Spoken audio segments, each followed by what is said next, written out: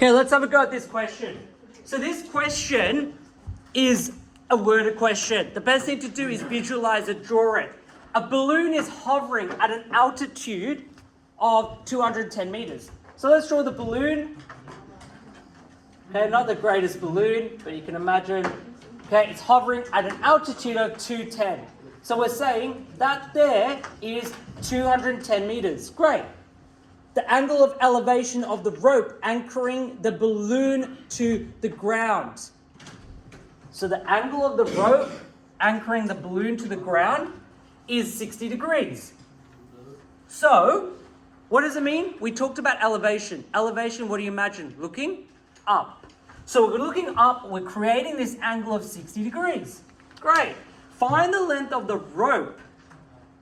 So, what are we doing there? So the angle of elevation of the rope anchoring the balloon to the ground. So what's the rope going to be?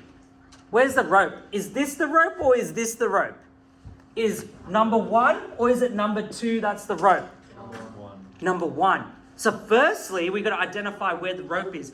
Logically speaking, we can imagine the rope to be up here.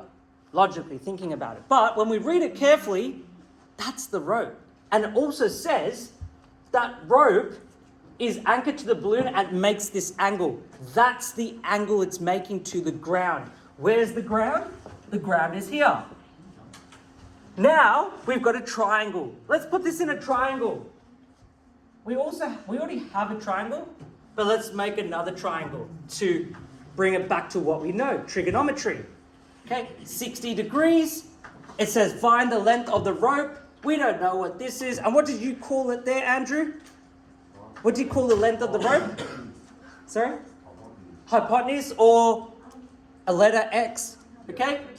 So the length of the rope is X. What's the first step? We're going to label. That's your angle, theta. That's your hypotenuse, like Andrew said. That there is your opposite. Cool.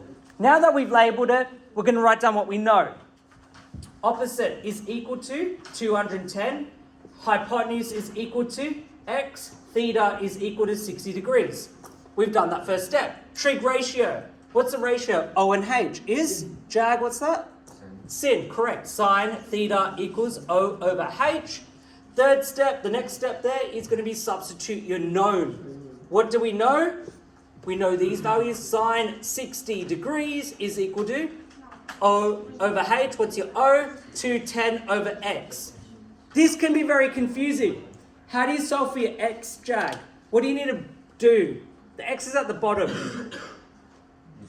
You rearrange it? Yeah, and what do you want to rearrange? The X. The X. How do you rearrange it, Xavier? Make it X equals 210 over sin 60. Correct. What's the operation you're going to do? It's right now dividing. So in order to bring it to the top, you do the opposite. Right to left or left to right, do the opposite. X times sine 60 equals 210. Now we're going to solve for X, which is your hypotenuse, the length of the rope. You've got to bring that to this side. It's times sine 60. How do we get rid of that? X is equal to 210 over sine 60 degrees. And you should have X equals to what, Elijah? To, what does it say? To the nearest meter.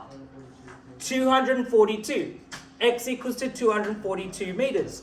That should be your answer. Did anyone else get 242? Great.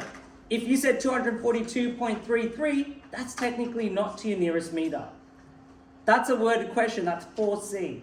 So I'm going to give you guys some time to catch up, to go through exercise 4C, and then in the next one, we're going to have a go at 4D. All right? So if you have any more questions, let me know.